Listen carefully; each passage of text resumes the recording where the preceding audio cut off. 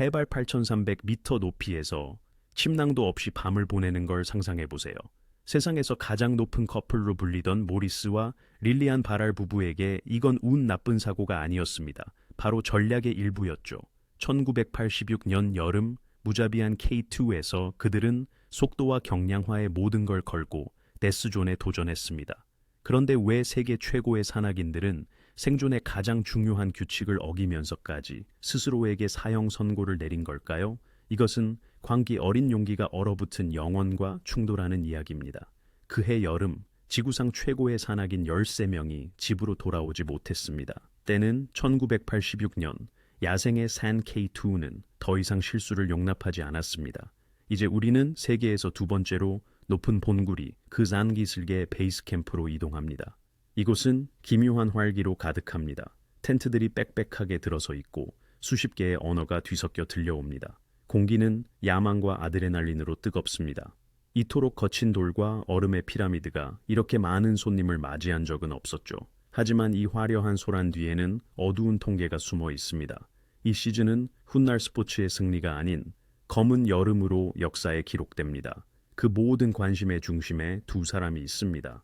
거친 외톨이들 사이에서 유독 눈에 띄는 커플이죠. 바로 모리스와 릴리안 바랄, 프랑스인 부부입니다. 그들은 아름답고 자신감 넘치며 늘 함께합니다. 언론과 스폰서들은 이미 그들에게 세상에서 가장 높은 커플이라는 별명을 붙여주었죠. 그들에게 등반은 생존을 위한 투쟁이 아니라 극한의 고도에서 즐기는 낭만적인 산책처럼 보입니다. 그들의 장비를 보세요. 짐은 최소한으로.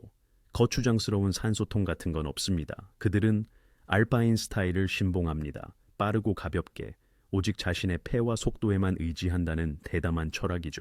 아름답고 스포티한 방식입니다. 바랄 부부는 속도가 곧 안전이라고 믿습니다. 빠르면 빠를수록 위험지대에서 보내는 시간이 줄어드니까요. 하지만 K2의 생각은 달랐습니다. 지금처럼 햇살이 산비탈을 가득 채우고 있을 때 이 스타 커플의 죽음이 한 시대의 종말을 상징하게 될 거라고는 아무도 짐작하지 못했습니다. 사랑과 가벼운 배낭만 있다면 해발 8,000m의 무자비한 자연으로부터 스스로를 지킬 수 있다고 믿었던 시대 말입니다. 우리는 그들이 장비를 점검하며 카메라를 향해 미소 짓는 모습을 봅니다. 그들의 눈에는 두려움 대신 오직 흥분만이 가득합니다. 그들은 아직 모릅니다. 산이 이미 덫을 놓았고 검은 여름의 카운트다운이 시작되었다는 것을. 세상 무서울 것 없는 분노한 10대를 달래본 적 있으신가요? 모리스 바랄은 매일 그 일을 합니다. 얼음바람이 부는 곳에서 멀리 떨어진 평범한 일상 속에서 바람에 그을린 얼굴에 이 차분한 남자는 사회 교육가로 일합니다. 그의 고객들은 사회로부터 외면받은 외곽 지역의 문제 아들이었습니다. 에베레스트를 오르는 것보다 더 빨리 영혼을 갉아먹는 일이었죠. 하지만 바로 그 일이 모리스에게 가장 강력한 무기, 바로 비인간적인 인내심을 선물했습니다. 지금 그를 보세요. 베이스 캠프는 혼돈 그 자체입니다. 누군가는 루트를 두고 다투고 냄비 소리가 요란하며 바람은 텐트를 찢을 듯이 붑니다. 하지만 모리스는 완전히 평온합니다. 타인의 공격성과 고통을 다루며 보낸 수년의 세월이 그에게 기다리는 법을 가르쳐 주었죠. 그는 눈빛 하나로 갈등을 잠재울 줄 압니다. 공황 상태가 곧 사형 선고인 이곳 데스존에서 그의 정신적 안정감은 가장 따뜻한 다운 재킷보다 더 값집니다. 그는 산을 또 다른 까다로운 아이처럼 대합니다. 변덕스럽고 위험하지만 귀 기울여 듣는다면 이해할 수 있는 존재로 말이죠. 모리스는 이 듀오의 기반이자 대외적인 얼굴이며 이성의 목소리입니다. 하지만 시선을 살짝 옆으로 돌려보세요. 그의 종종 그의 어깨 뒤에 자그마한 체구의 한 사람이 서 있습니다. 릴리안입니다. 모리스가 팀의 정신이라면 릴리안은 팀의 몸이자 기술자입니다. 그녀는 교육을 받은 물리치료사입니다. 인체 해부학을 속속들이 꿰고 있죠. 다른 산악인들이 자신의 몸이 버텨줄지 어떨지 추측만 할 때 릴리안은 압니다. 그녀는 근육과 인대의 한계를 느끼고 원정대의 의사이자 수석 진단가 역할을 수행합니다. 그녀의 배낭은 언제나 의사의 꼼꼼함으로 꾸려져 있습니다. 1g의 무게까지도 의미가 있죠.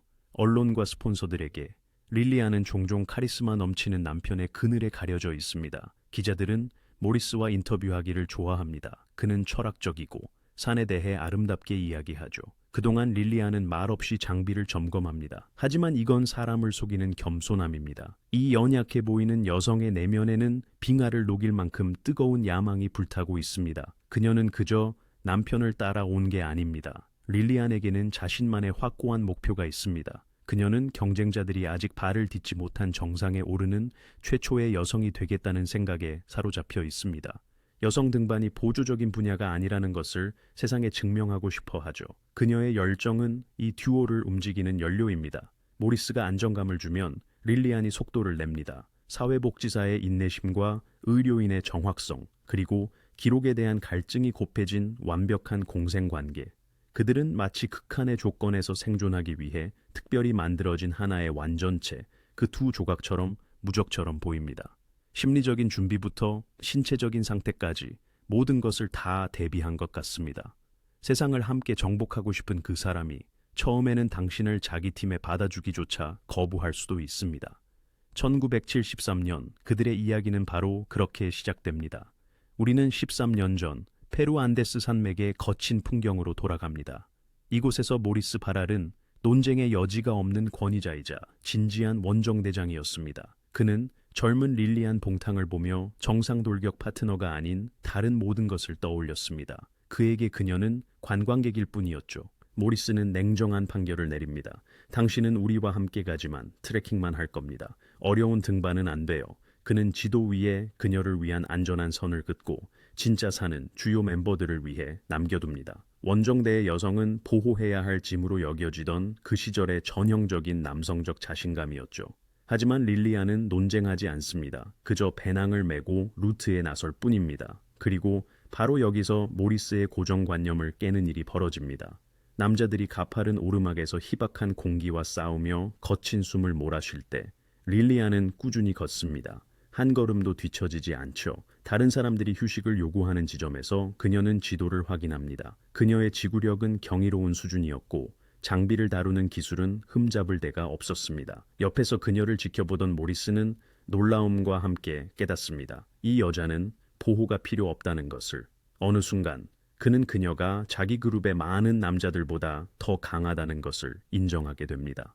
그의 눈에 서려 있던 회의감은 존경심으로 바뀝니다. 그는 더 이상 단순한 동행이 아닌 단 한 번의 불평 없이 고난과 추위를 견딜 수 있는 동등한 전사를 보게 된 것입니다. 이 페루에서의 시험은 그들 관계의 초석이 됩니다.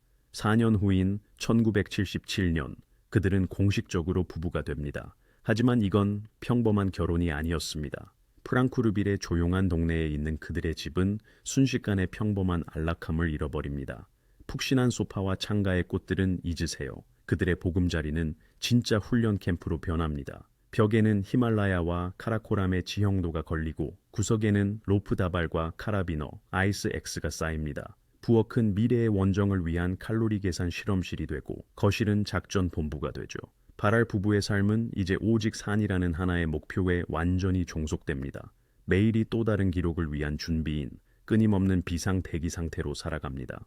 이웃들은 평범한 커플을 보지만 프랑쿠르빌의 닫힌 문 뒤에서는 지구상의 어떤 정상이든 도전할 준비가 된 세상에서 가장 높은 커플이 단련되고 있었습니다. 세상에서 가장 위험한 정상을 정복하려 할 때 도시 하나를 통째로 끌고 가는 건 터무니없는 일처럼 보이지만 실제 상황이었습니다. 1979년에 프랑스 국가 K2 원정대가 바로 그런 모습이었죠. 여기서 모리스 바랄은 단순한 라도보이 산악인이 아니었습니다. 그는 프랑스 산악클럽의 엘리트 히말라야 분과를 이끄는 거물이었습니다. 그는 구식 규칙에 따라 움직였고 그 규칙은 이랬습니다. 산은 물량으로 지치게 만들어 점령해야 한다. 이른바 포위 전술입니다. 우리는 상이슬을 향해 끝없이 이어진 사람들의 행렬을 봅니다. 이 숫자를 생각해 보세요. 수백, 심지어 수천 명의 포터들. 그들은 무거운 산소통부터 접이식 가구, 고급 식료품 상자까지 수톤의 짐을 등에 지고 나릅니다. 이건 스포츠적인 돌파라기보다는 영토 점령을 위한 군사작전에 가깝습니다. 포위의 논리는 간단합니다. 수킬로미터의 고정 로프를 설치하고 중간 캠프들을 연이어 건설하고 산을 장비로 뒤덮은 다음 천천히 한 걸음씩 사람을 정상으로 밀어 올리는 겁니다. 하지만 K2는 이 굼뜬 거대 군단을 비웃었습니다. 시스템이 고장나기 시작했죠. 엄청난 수의 사람들은 안전이 아닌 혼돈을 낳았습니다. 명령은 전달 과정에서 사라지고 짐은 아래 단계에서 발이 묶였으며 날씨는 이 거대한 원정대가 텐트 하나를 옮기기도 전에 바뀌어버렸습니다. 모리스는 이 모든 것을 직접 목격합니다. 거대한 원정대라는 유기체가 제 무게에 짓눌려 질식하는 모습을요. 산은 느린 것을 용서하지 않습니다. 프랑스 팀은 막대한 자원과 야망에도 불구하고 처참한 실패를 맛봅니다. 그들은 주된 목표를 달성하지 못한 채 후퇴합니다. 모리스에게 이것은 찬물을 끼얹는 것과 같은 충격이었습니다. 그는 자신이 섬겼던 시스템이 낡았다는 것을 깨닫습니다. 바로 그 시각, 이웃한 어느 능선에선가 한 명의 외로운 등반가 라인홀트 메스너가 역사를 새로 쓰고 있었습니다. 이 티롤 출신의 사나이는 불가능한 일을 해냅니다. 그는 마치 아침 조깅을 나온 것처럼 산소도 없이 가볍게 8,000m급 본구리에 오릅니다. 그는 속도만이 희박한 공기 속에서 죽음으로부터 자신을 지킬 수 있는 유일한 현실적인 방어 수단임을 증명합니다. 모리스는 메스너의 경험을 보며 자신이 방금까지 일부였던 그 굼뜬 괴물과 비교합니다. 그 차이는 충격적이었습니다. 발알은 깨닫습니다. 산소통은 족쇄이고 수많은 사람들은 안전하다는 환상일 뿐이라는 것을.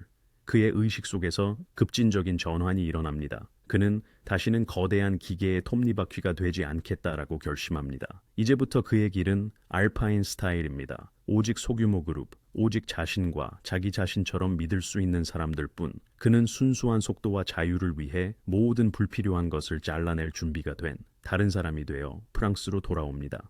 여러분의 재킷 무게가 3kg이라고 해보죠. 하지만 해발 8,000m 높이에서는 그게 마치 30kg처럼 느껴집니다. 데스존에서 불필요한 장비는 1g이라도 당신을 아래로 끌어내리는 돌덩이로 변합니다. 모리스 발알은 누구보다 이 사실을 잘 이해하고 있었습니다. 무거운 군대식 전술의 실패 이후 그는 무서운 진실을 깨닫습니다. 시중에 나와 있는 장비들은 그의 야망을 위해 만들어진 것이 아니라는 것을요. 너무 거추장스럽고 너무 추우며 수직세계의 검투사가 아닌 관광객들을 위해 만들어진 것들이었습니다. 업계가 그를 지켜주지 못한다면 스스로 만들면 그만입니다. 자, 이제 우리는 1,000조각들로 어지럽혀진 비좁은 차고 안으로 들어가 봅니다. 과학 실험실 같은 무균 상태는 아니지만 바로 이곳에서 혁명이 시작됩니다. 모리스는 재능 있는 엔지니어 앙드레 방드피트와 손을 잡습니다. 공기 중엔 솜털이 날리고 합성섬유 냄새가 진동하죠. 두 사람은 마치 양복이 아니라 우주복을 만드는 뭐에 홀린 듯한 재단사처럼 일합니다. 이들의 가장 큰 적은 바로 콜드 브리지입니다. 눈에 보이지도 않는 이 미세한 바늘 구멍을 통해 칼바람이 단 몇 초 만에 몸의 온기를 앗아갑니다. 자, 앙드레가 새로운 설계도를 그리는 모습을 보세요. 이건 더 이상 단순한 누빔 재킷이 아닙니다. 이들은 H박스라는 시스템을 발명해내죠. 벽돌담을 한번 상상해 보세요. 벽돌 대신 거위털을 채운 주머니가 있고 그 사이를 수직 칸막이로 나눈 구조입니다. 이 구조 덕분에 거위털이 아래로 쏠리는 걸 막고 몸 주변에 따뜻한 공기층이라는 끊임없는 벽을 만들어주죠. 하지만 따뜻하기만 해선 안 됩니다. 자유로워야죠. 모리스는 한 개의 다다른 등반가가 어떻게 움직이는지 잘 압니다. 팔 한 번 드는 것조차 엄청난 에너지가 소모될 때 옷이 저항해서는 안 되죠. 그들은 인체공학적 재단을 도입합니다. 말 그대로 암벽을 오르는 사람의 자세에 맞춰 옷을 빚어내는 겁니다. 팔과 무릎 부분은 미리 구부러진 형태로 만들었죠. 이제 원단이 당겨지거나 혈류를 막는 일이 없습니다. 이건 정말 중요한 문제인데 고산지대에서 혈액순환이 나빠지면 순식간에 동상으로 이어지기 때문입니다. 그렇게 노녹스라는 개념이 탄생합니다. 산소 마스크 없이 등반하는 사람들을 위한 장비죠. 바라르의 논리는 단순하면서도 가혹합니다. 보조 산소 없이는 피가 걸쭉해지고 신진대사가 느려져 몸이 스스로 열을 내지 못하게 됩니다. 영하 40도의 기온에서 이 겉옷은 삶과 동사를 가르는 유일한 경계선이 되는 겁니다. 수많은 밤샘과 끝없는 테스트 끝에 탄생한 결과물이 바로 브랜드 발란드레입니다. 이건 그냥 소매에 달린 로고가 아닙니다. 자기 몸으로 직접 시험한 갑옷이죠. 이제 이 두 사람에겐 전술뿐만 아니라 지구상 가장 혹독한 환경에 도전할 수 있는 기술적 우위까지 생긴 겁니다. 완벽한 우주복을 만드는 건 절반의 성공일 뿐, 이제 목숨을 걸고 그 성능을 시험해야 합니다. 달력은 1980년을 가리키고 이론적인 논쟁은 끝났습니다. 우리는 지금 가쇼브루밀 고지 기슭에 와 있습니다. 세계에서 11번째로 높은 본굴이 카라코람 산맥 깊숙한 곳에 숨겨진 8080m의 은둔자 같은 거인이죠. 하지만 이번엔 수천 명의 포터들이 내는 소음이 없습니다. 정적만이 흐를 뿐이죠. 우리 앞에는 얼음벽을 배경으로 너무나 무력해 보이는 작은 그룹이 서 있습니다. 모리스 바라르는 자신의 생각이 옳았음을 증명하기 위해 이곳에 왔습니다. 그는 단순히 정상만을 고른 게 아닙니다. 그 누구도 가보지 않은 길, 남서쪽 능선을 택했죠. 연도날처럼 날카롭게 하늘을 가르는 능선입니다. 그와 함께 자의를 묶은 파트너는 조르주 나르보입니다. 두 사람은 무서울 정도로 빠르게 움직입니다. 배낭을 보세요. 불필요한 건 하나도 없습니다. 오직 필수품과 자신에 대한 믿음뿐이죠.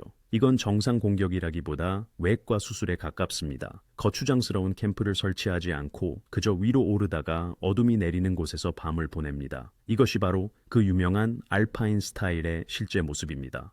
아무도 밟지 않은 능선에 눈을 한 걸음 한 걸음 내디딜 때마다 그들의 새롭고 가벼운 장비가 제 역할을 한다는 것이 증명됩니다. 춥지 않고 기동성이 좋으며 악천후를 앞질러 갑니다. 하지만 잠시 아래 베이스 캠프로 내려가 보죠. 이곳엔 쌍안경을 든 릴리안이 얼어붙은 듯 서 있습니다. 이번 등반에 그녀는 참여하지 않았습니다. 지원팀에 남았지만 그녀의 역할은 그에 못지않게 중요합니다. 그 긴장감을 상상해 보세요. 수직으로 기어오르는 작은 점 2개를 보며 바람의 방향이 조금만 바뀌어도 저들이 나락으로 떨어질 수 있다는 걸 압니다. 그녀는 그들의 지상 연락책이자 관제탑이며 수호천사입니다. 그녀에게 기다림의 1분 1분은 저 위 남자들의 등반 1시간보다 더 길게 느껴집니다. 그녀의 눈은 능선에 고정되어 속도를 분석하고 구름을 살피며 마음속으로 모리스와 함께 한 걸음 한 걸음 내딛습니다. 그리고 마침내 그 점들이 정상에 닿습니다. 승리입니다. 모리스와 조르주는 가셔부르밀 고지 정상에 서서 역사상 최초로 이 루트를 완등했습니다. 소규모 그룹에겐 자살 행위나 다름없다고 여겨졌던 일을 해낸 겁니다. 모리스에게 이 성공은 그 어떤 샴페인보다 달콤합니다. 이건 단순히 정복한 산이 아닙니다. 낡은 포위 시대가 끝났다는 확실한 증거죠. 그는 확신을 안고 하산합니다. 속도가 생명이며 자신의 경량 등반 컨셉이 바로 지금 도래한 미래라는 것을요. 보통 가족 모임은 잘 차려진 식탁에서 열리지 숨 한 번 쉬는 것조차 힘겨운 죽음의 지대에서 열리진 않죠. 하지만 바라르 부부에게 가족 휴가라는 개념은 전혀 다른 의미를 가집니다. 때는 1982년, 배경만 살짝 바뀌었을 뿐입니다. 우리는 다시 카라코람에 와 있습니다. 하지만 이번 목표는 이전 본구리의 이웃인 8035m 높이의 가셔부름 이 고지입니다. 이번엔 모리스가 릴리안을 싼간경과 함께 아래에 남겨두지 않습니다. 그녀는 아이젠을 차고 안전벨트를 확인하며 남편 옆에 나란히 서서 자의를 묶습니다. 그리고 둘만이 아닙니다. 이 정신 나간 산책의 3번째 참가자를 보세요. 바로 릴리안의 친오빠 알랭 봉탕입니다. 이건 더 이상 스포츠팀이 아니라 수직의 벽에 도전하는 진정한 가족 클랜입니다. 판도는 극한까지 올라갑니다. 만약 산이 변덕을 부린다면 한 가족 전체가 위험에 처하게 되니까요. 그들이 위로 올라가는 모습이 보입니다. 스타일은 여전합니다. 빠르고 대담하죠.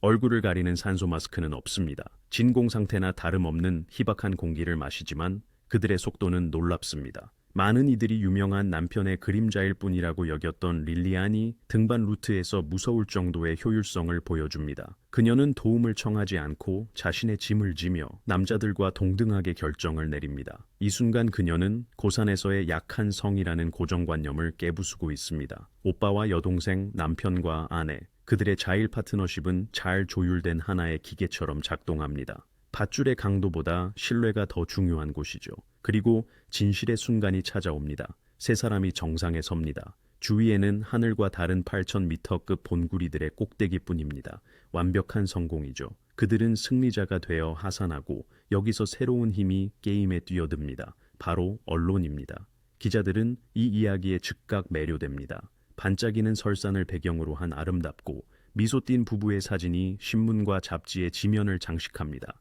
세상은 동상에 걸려 지친 생존자가 아니라 빛나는 영웅들을 봅니다. 바로 이 등반 이후 그들에게는 알피니즘의 스타라는 칭호가 완전히 굳어집니다. 스폰서들이 줄을 섭니다. 사랑과 조화를 보통 추위가 지배하는 곳으로 가져온 완벽한 커플이라는 거의 영화 같은 세련된 이미지가 형성됩니다. 대중에게 그들은 지구상 가장 혹독한 환경에서도 로맨스가 가능하다는 상징이 됩니다. 바라르 부부는 이제 단순한 스포츠 선수가 아니라 하나의 브랜드가 되었고, 이 성공은 미래의 가장 야심찬 프로젝트로 가는 문을 열어줍니다. 지도 위에는 마치 자연과 통계 자체가 여성의 출입을 금지한 것 같은 장소들이 있습니다. 낭가파르바트는 바로 그런 곳이죠. 때는 1984년, 가셔부름에서의 성공 이후 바라르 부부는 새로운 도전을 찾고 있었고, 그들의 선택은 8,126m의 거인에게로 향했습니다. 등반계에서 이 본구리는 불길한 명성을 가지고 있습니다. 운명의 산 또는 자비 없는 산으로 불리죠. 오랫동안 에베레스트를 능가하며 비극적인 사고 발생 건수에서 1위를 차지했습니다. 이곳의 벽은 더 가파르고 눈사태는 예고 없이 쏟아지며 날씨는 재앙과 같은 속도로 변합니다. 여긴 그냥 산이 아닙니다. 가장 강한 원정대조차 갈아버리는 수직의 미로죠. 모리스와 릴리아는 디아미르 벽 아래에 섭니다. 세계에서 가장 어렵고 긴 벽 중 하나로 수 킬로미터의 얼음과 바위가 성층권을 향해 곧장 뻗어 있습니다. 평범한 길은 그들의 관심사가 아닙니다. 자신들의 철학에 충실하게 그들은 자신들만의 독특한 루트 변형을 선택합니다. 다시 산소 없이 다시 가볍게 오릅니다. 하지만 이번에는 공기 중에 특별한 종류의 긴장감이 팽팽하게 감돕니다. 왜냐하면 이 순간까지 인류 역사상 어떤 여성도 낭가파르바트 정상에 선 적이 없었기 때문입니다. 산은 마치 이 엄격한 남성 클럽을 깨려는 모든 시도를 거부하는 듯 했습니다. 우리는 릴리안을 지켜봅니다. 지금 그녀는 단순히 남편의 지원군이 아닙니다. 그녀는 창의 끝, 선봉입니다. 한 번의 실수가 나락으로의 추락을 의미하는 디아미르 벽에서 그녀는 환상적인 기술을 선보입니다. 얼음바람이 그들을 경사면에서 날려버리려 하고 희박한 공기가 의식을 짓눌러 환각을 일으키지만 릴리안은 계속해서 위로 나아갑니다.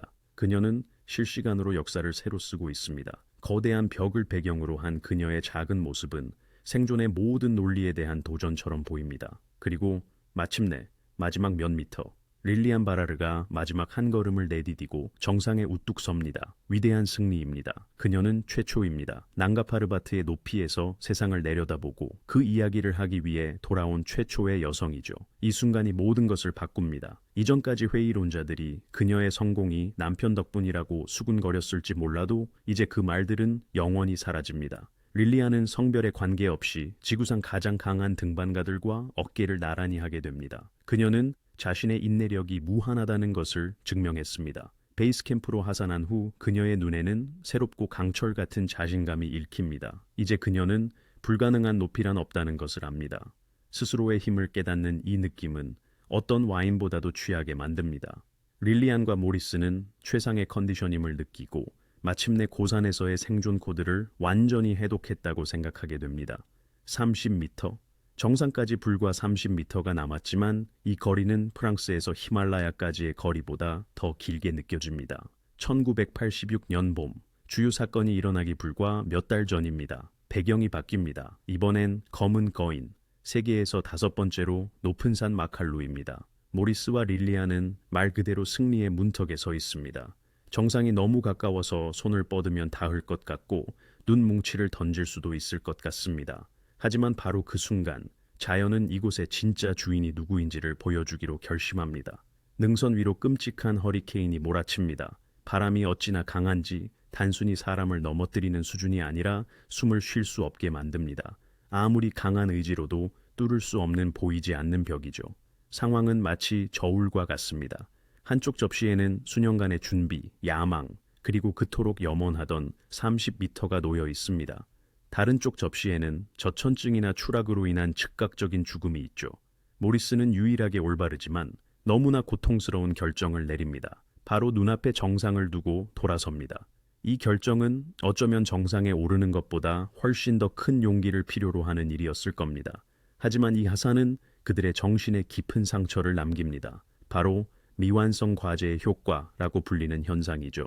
뇌는 그토록 많은 노력이 수포로 돌아갔다는 사실을 받아들이길 거부합니다.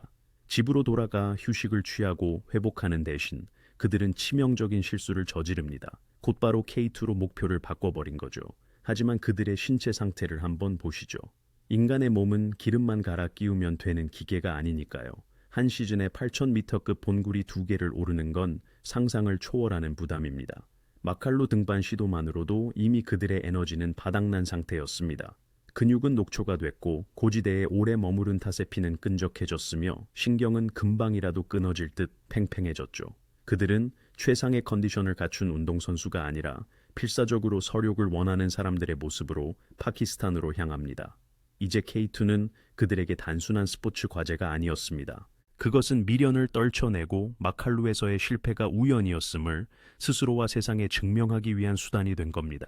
그들은 세계에서 두 번째로 높은 이 본구리를 봄의 실패에 대한 당연한 보상으로 여겼습니다. 복수심에 불타는 이 갈증은 자기 보존 본능을 무디게 만들었습니다. 그들은 피로감과 상처 입은 자존심이라는 무거운 짐을 짊어진 채 몸이 보내는 위험 신호를 무시하며 지구상에서 가장 위험한 산과의 게임에 뛰어든 것입니다. 평생을 바쳐 이룬 꿈이 낡고 먼지 쌓인 택시 뒷좌석에서 영원히 사라질 뻔했습니다.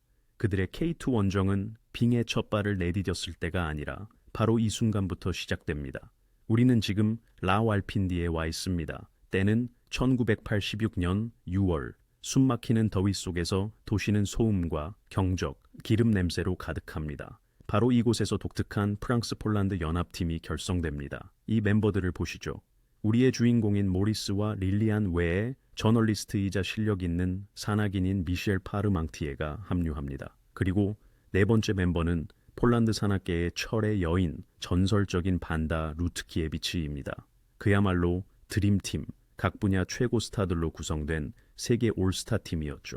이토록 완벽한 전문가들에게 무슨 문제가 생길 수 있을까요? 하지만 어이없는 곳에서 재앙이 터지고 맙니다.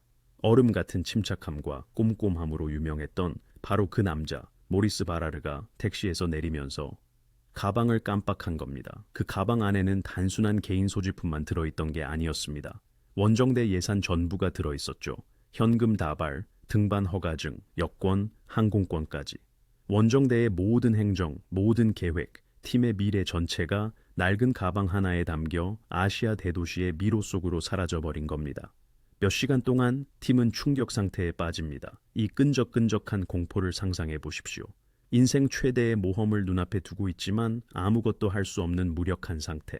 이 서류와 돈이 없으면 그들은 아무도 아닌 그저 파키스탄에 발이 묶인 관광객일 뿐입니다. 대원들의 얼굴이 어떻게 변하는지 보시죠. 철저한 규율에 익숙한 반다 루트키에비치는 리더를 이해할 수 없다는 표정으로 쳐다봅니다. 미셸은 초조하게 담배를 피워댑니다.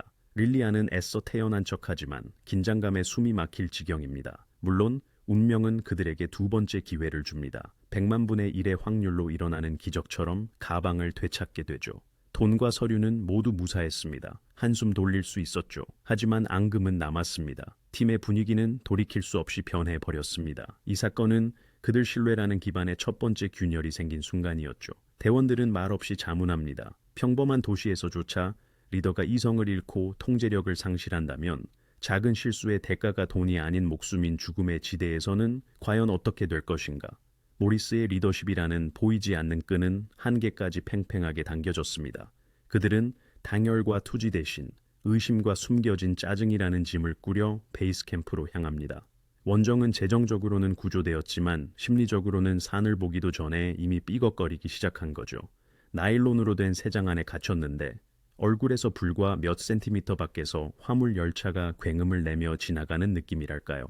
K2의 눈보라 소리가 바로 그렇습니다. 시간은 6월로 넘어갑니다.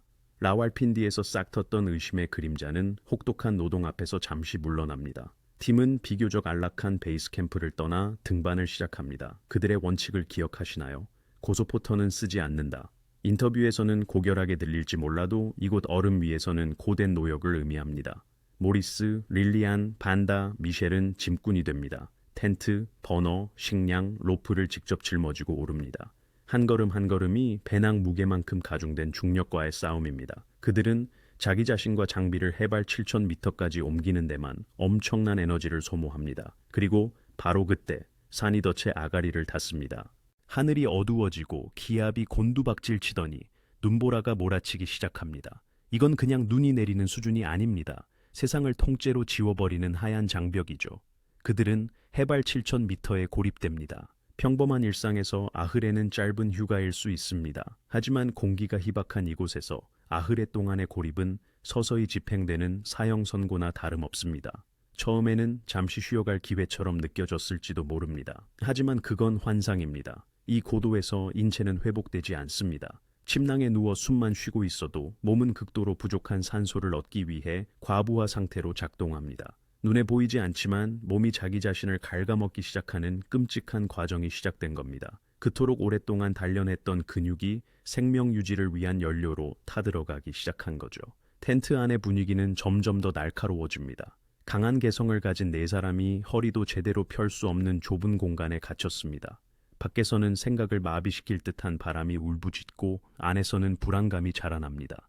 식량은 떨어져 가고 눈을 녹일 가스도 아껴 써야 합니다.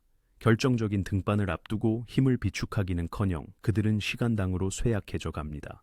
애써 외면하려 했던 마칼루 등반의 피로가 2배로 강력해져 돌아옵니다.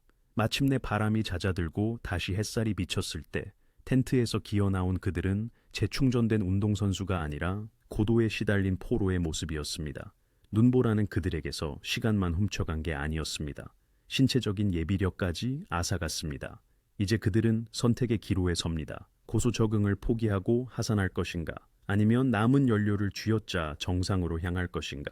K2는 그들이 정상을 향해 발버둥 치기도 전에 이미 첫 번째 타격을 가한 셈입니다. 그저 기다리게 만들었을 뿐이죠. 시간과 고도가 파괴적인 역할을 다할 때까지. 가장 가까운 사람들이 죽음의 공포 앞에서 어떻게 타인처럼 변하는지 보신 적 있나요? 바로 그런 기묘하고 섬뜩한 광경이 6월 18일 팀이 마지막 총공격에 나설 때 펼쳐집니다. 그들은 캠프를 떠나지만 예전에 그토록 자랑스러워했던 가벼운 몸놀림은 온데간데 없습니다. 그들의 움직임은 마치 슬로우 모션 화면 같습니다. 로프를 보시죠. 로프는 감겨서 배낭에 매달려 있습니다. 모범적인 부부였던 바라르 커플은 서로를 묶지 않고 걷습니다. 이것은 안전수칙을 정면으로 위반하는 행동이지만 이런 고도에서는 논리가 왜곡됩니다. 로프는 안전이지만 동시에 불필요한 무게이자 파트너의 속도에 얽매이는 족쇄이기도 합니다. 아흐레 동안 텐트에 갇혀 지쳐버린 그들은 이제 각자 무의식적으로 아주 작은 무게라도 덜어내려 합니다. 설령 그 무게가 사랑하는 사람과의 연결고리라 할지라도 말이죠. 그들은 뿔뿔이 흩어져 길고 끊어진 사슬처럼 비탈을 따라 늘어집니다. 더 높이 올라가 봅니다. 해발 7,400m 지점입니다. 이곳의 산소 농도는 평지의 3분의 1에 불과합니다. 그리고 여기서 사이렌처럼 크게 울렸어야 할 경고 신호가 나타납니다. 얼마 전까지만 해도 정상을 향해 달리던 바로 그 여자, 릴리안 바라르가 갑자기 얼음세락 앞에서 멈춰섭니다. 숙련된 산악인이라면 30분, 길어야 40분이면 통과할 얼음벽입니다. 하지만 릴리안은 꼼짝도 못합니다. 그녀가 단단한 얼음에 크램폰을 박으려고 몇 번이고 시도하지만 몸을 끌어올릴 힘이 전혀 없는 게 보입니다. 그녀의 움직임은 무기력하고 부자연스럽습니다. 1시간이 지납니다. 2시간, 3시간, 4시간, 무려 4시간 동안 그녀는 얼음 덩어리 하나와 사투를 벌이며 귀중한 낮 시간과 마지막 남은 에너지를 태워버립니다. 이것은 재앙에 가까운 시간 낭비입니다. 등반에는 냉혹한 법칙이 있습니다. 공격 등반 초반에 이렇게 속도가 느리다면 정상에서는 비극이 기다릴 뿐입니다. 이것이 바로 생존의 수학입니다. 그 순간 모리스는 어디에 있었을까요? 그는 이 모든 걸 보고 있습니다. 리더로서, 남편으로서 그는 상황을 냉정하게 판단해야만 했습니다. 의 모든 지표가 하산하라고 소리치고 있습니다. 릴리안의 몸은 시스템이 붕괴 직전이라는 명백한 신호를 보내고 있습니다. 하지만 저산소증은 교활한적입니다. 공포와 비판적 사고를 마비시키고 오직 위로 올라가야 한다는 강박적인 생각 하나만 남겨놓죠. 모리스는 침묵합니다. 누구도 우리 돌아가자는 구원의 말을 꺼내지 않습니다. 모든 것을 바꿀 수 있었을 단호한 결정 대신 팀은 계속해서 나아갑니다. 그들은 두 번째 바람이 불거나 의지력이 신체적 붕괴를 만회해 줄 거라 기대하며 현실을 외면합니다. 그들은 이 결정적인 순간을 그냥 외면하고 다시는 돌아오지 못할 지대를 향해 계속해서 기어 올라갑니다. 냉동고 안에 주차된 소형차 뒷좌석에서 4명이 함께 잠을 자는 기분을 상상해 보셨나요? 우리 주인공들의 인생 최고의 승리를 앞둔 밤이 대략 그런 모습이었습니다. 때는 6월 22일. 팀은 해발 8,300m 지점까지 겨우 기어 올라옵니다. 그들은 거대한 얼음처마 아래에 있는 좁고 위험한 쿨루아르, 악명 높은 병목 구간에 있습니다. 이곳은 공기가 너무 희박해서 성냥불조차 붙지 않고 모든 움직임에 엄청난 의지력이 필요합니다. 그리고 바로 이곳 비탈을 깎아 만든 손바닥만 한 공간에서 그들은 도저히 논리적으로 이해할 수 없는 행동을 합니다. 텐트를 칩니다. 단 하나. 부피가 큰 옷을 입은 성인 4명을 위한 2인용 텐트 하나를 말이죠. 하지만 진짜 충격은 비좁음이 아닙니다. 그들의 배낭 속을 들여다보시죠. 텅 비어 있습니다. 알파인 스타일과 속도를 추구하느라 그들은 침낭을 아래에 두고 온 겁니다. 무게 몇 킬로그램을 줄이기 위해 보온을 포기한 극단적인 결정이었죠. 그들의 계산은 기술에 대한 믿음에 근거합니다. 모리스와 릴리안은 자신들의 최첨단 반란들의 다운슈트가 모든 것을 견뎌낼 것이라고 확신했습니다. 계획은 광기처럼 들립니다. 장비를 벗지 않은 채 서로에게 몸을 기대 밤을 버티는 것. 하지만 K2의 밤은 자비가 없습니다. 해가 지자마자 기온은 영하 30도 아래로 곤두박질 칩니다. 텐트 안에서는 인간의 몸으로 하는 지옥의 테트리스 게임이 시작됩니다. 모리스, 릴리안, 반다, 미셸은 숨이라도 쉴 수 있는 자세를 찾으려 애씁니다. 누구도 다리를 뻗을 수 없습니다. 누구도 누울 수 없습니다. 그들은 팔다리가 뒤엉킨 차에 웅크리고 앉아 있습니다. 텐트의 얇은 바닥을 뚫고 냉기가 뼛속까지 스며듭니다. 다운수트는 제 역할을 하지만 그건 움직일 때의 얘기지 얼음 위에서 가만히 있을 때를 위한 건 아니었죠. 이건 결전을 앞둔 휴식이 아닙니다. 불면의 고문이죠. 체력을 회복하기는커녕 이들의 몸은 그저 공간을 드는데 엄청난 에너지를 쏟아붓고 있습니다. 심장은 걸쭉해진 피를 온몸에 보내기 위해 미친 듯이 뛰고 조금이라도 움직이려 하면 옆 사람의 짜증과 고통을 유발합니다. 이 나일론 함정 속의 심리적 압박감은 극한에 달합니다. 마침내 첫 햇살이 산비탈을 비출 때쯤 텐트에서 나온 건 힘이 넘치는 최정계 산악인들이 아니었습니다. 4개의 그림자가 기어 나왔을 뿐이죠. 몸의 수분은 전부 빠져나갔고 근육은 굳었으며 뇌는 저산소증과 수면 부족으로 흐릿합니다. 무게를 줄이려던 전략은 오히려 독이 되고 말았습니다. 짐을 옮기는 힘은 아껴 쓸지 몰라도 세상의 끝에서 태아 같은 자세로 보낸 단 하룻밤 만에 모든 신체적 자원을 잃어버린 겁니다. 4사람이 얼음같이 차갑고 비좁은 무덤 안에서 서로를 들여 애썼던 그 끔찍한 밤이 지나자 아침은 조롱하듯 아름답게 밝아옵니다. 시계는 6월 23일 이른 아침을 가리킵니다. 자연은 마치 어제의 폭풍에 대해 사과라도 하듯 바람은 완전히 멎었고 하늘은 깊은 군청색을 띠었으며 시야는 완벽했습니다. 이것은 K2가 주는 아주 드문 선물, 절대적인 고요의 창이었습니다. 그룹 전체의 승리를 위한 완벽한 순간처럼 보였죠. 하지만 그들의 움직임을 보십시오. 프랑스 팀 3명, 모리스와 릴리안, 그리고 미셸은 마치 꿈속에서처럼 느릿느릿 텐트 밖으로 기어 나옵니다. 침낭 없이 보낸 추운 밤이 그들의 활력을 모두 빨아들인 겁니다. 하지만 이 총체적인 무기력에 굴복하지 않는 단 한 사람이 있었습니다. 반다 루트키에비치. 폴란드 출신의 이 여성 산악가는 내면의 엔진을 최대 출력으로 가동합니다. 그녀는 다른 사람들을 기다리지 않습니다. 프랑스 팀이 굳은 근육을 풀고 억지로 몸을 움직이려 애쓰는 동안 반다는 이미 루트에 들어섰습니다. 그녀는 홀로 앞서 나갑니다. 이 순간 그녀는 더 이상 팀의 일원이 아니라 고독한 전사입니다. 그녀의 속도는 경이롭습니다. 한 걸음을 떼기 위해 10번의 숨을 쉬어야 하는 고도에서 그녀는 흔들림 없이 규칙적으로 나아갑니다. 역사가 바로 등 뒤에서 자신을 지켜보고 있다는 걸 느끼는 듯합니다. 이것은 경쟁자와의 경주가 아니라 시간 그 자체 그리고 생리학과의 싸움입니다. 거대한 설원의 돔을 배경으로 점점 작아지는 그녀의 모습을 우리는 지켜봅니다. 그녀는 병목 구간의 마지막 몇 미터를 극복하고 최종 직선 주로에 들어섭니다. 그리고 마침내 그 순간이 찾아옵니다.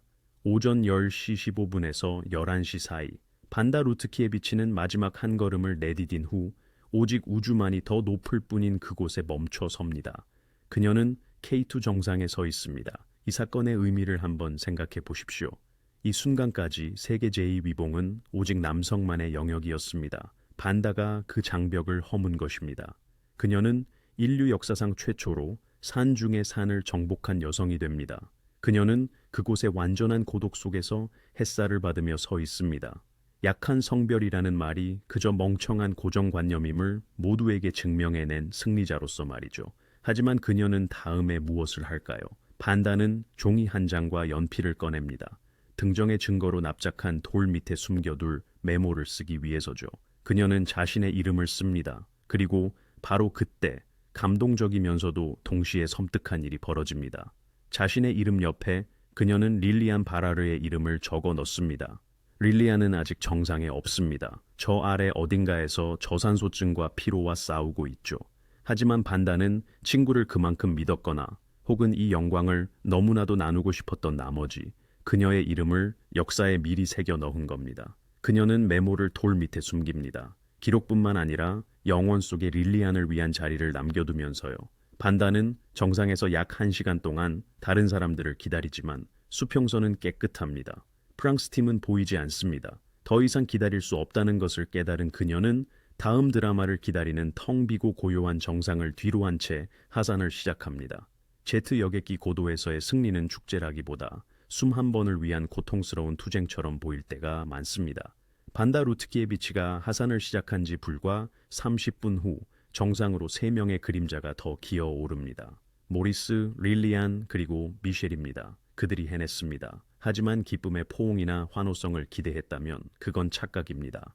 선글라스와 선계로 뒤덮인 그들의 얼굴을 보십시오. 그들의 얼굴은 고대 그리스 연극의 가면처럼 극한의 고통 속에 얼어붙어 있습니다. 릴리안 바라르는 공식적으로 역사에 자신의 이름을 새깁니다. 그녀는 세계에서 2번째로 K2 정상에 오른 여성이 된 것입니다. 그리고 더 중요한 것은 4명 모두가 추가 산소 공급 없이 해냈다는 사실입니다. 이것이 바로 모리스가 그토록 꿈꿨던 순수한 스타일입니다. 하지만 그 순수함의 대가는 너무나도 컸습니다. 해발 8,611m. 이곳의 공기는 너무나 희박해서 뇌는 마치 낡은 컴퓨터처럼 엄청난 지연 시간과 함께 작동합니다. 산악인들은 카메라를 꺼냅니다. 셔터 소리가 들립니다. 또 한 번. 그들은 잡지 표지를 장식해야 할 바로 그 사진들을 찍습니다. 스폰서 깃발, 숨막히는 파노라마. 그들 아래에는 카라코람 전체, 중국과 파키스탄의 국경, 끝없이 펼쳐진 본구리의 바다가 있습니다. 하지만 그들은 경치를 즐길 힘이 없습니다. 그들의 몸은 치명적인 수준까지 탈수된 상태입니다. 혈관 속 피는 이제 시럽처럼 걸쭉해져 심장이 혈관으로 밀어내기조차 힘겹습니다. 이 세계의 지붕에서 보내는 매 순간이 몸에 돌이킬 수 없는 변화를 일으키고 있습니다. 그들은 압니다. 정상이란 여정의 절반에 불과하다는 것을요. 그리고 종종 가장 쉬운 절반이라는 것을.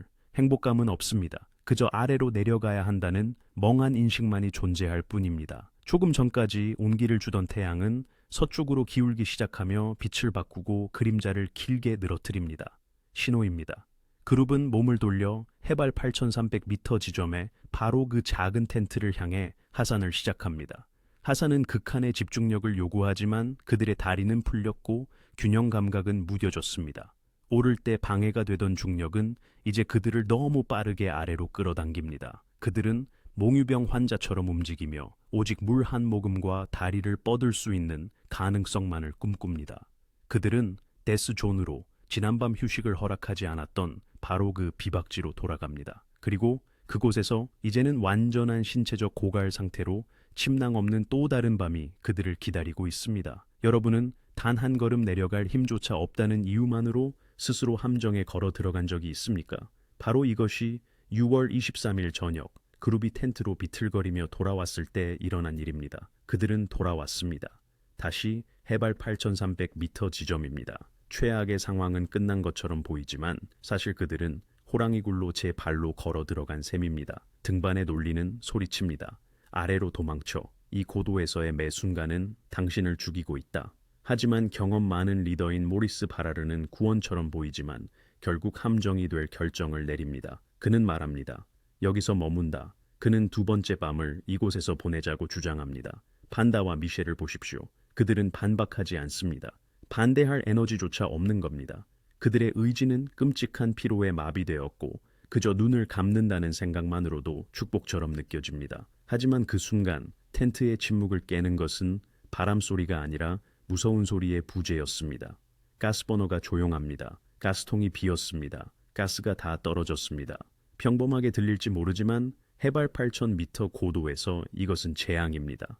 가스가 없다는 건 눈을 녹일 수 없다는 뜻입니다. 물이 없는 거죠.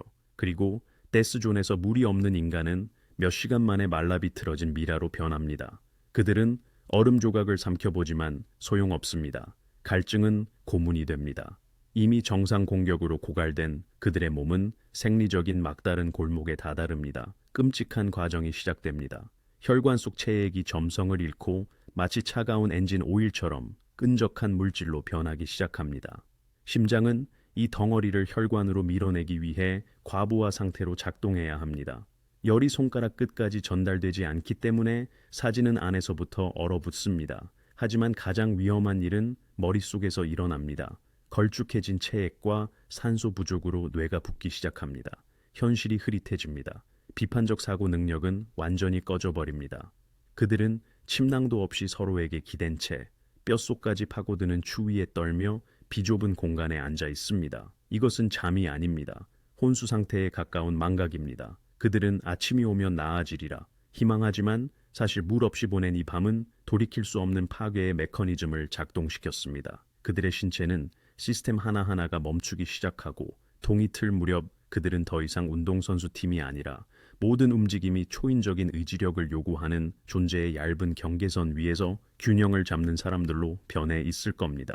K2 위의 푸른 하늘은 자연이 할 수 있는 가장 잔인한 거짓말입니다. 왜냐하면 그 거짓말은 언제나 갑작스럽게 끝나기 때문이죠.